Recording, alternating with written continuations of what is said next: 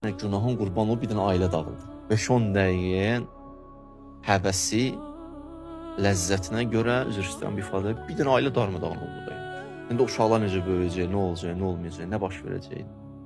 Aləm deyib bir-birinə, bəzən nəsil deyir bir-birinə. Ona görə Əhl-Beyt buyurur ki, la yaqumu, deyməz o ləzzətə, bu qədər fəlakətlər. Əmirül-Mömin əcibdir, mən təəccüb edirəm belə insanlara. Bunun arxasının faciə olduğunu görür, yenə gedir ora. Yəni belə insanlar Əmirül-Mömini təəccübə gətirib.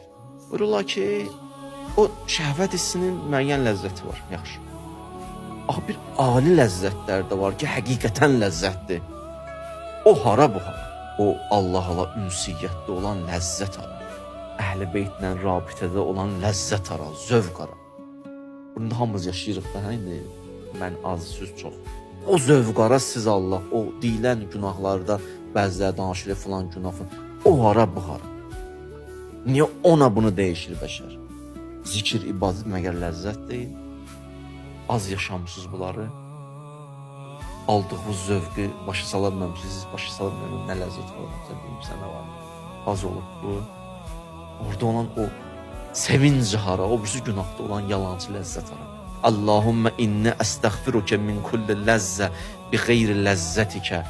Hər o ləzzət ki, orada səndən, elə deyə, sənin zikrinin ləzzəti yoxdur, ondan sənə istiğfar edir. Uveys Qarani, o Peyğəmbərin görməyən, amma Peyğəmbər zamanında yaşayan, o qədər rükudan, səcdən ləzzət alırdı. Bir dəfə dedi, kaş əzəldən əbədə, əzəldən əbədə, əvvəldən axıra, aləm gecə olaydı, mən həmən gecədə səcdədə olaydım, səcdədən qalxmaydım, bütün gecəliydim. O ləzzəti ki, mən aldım o səcdədən, nə bileyim.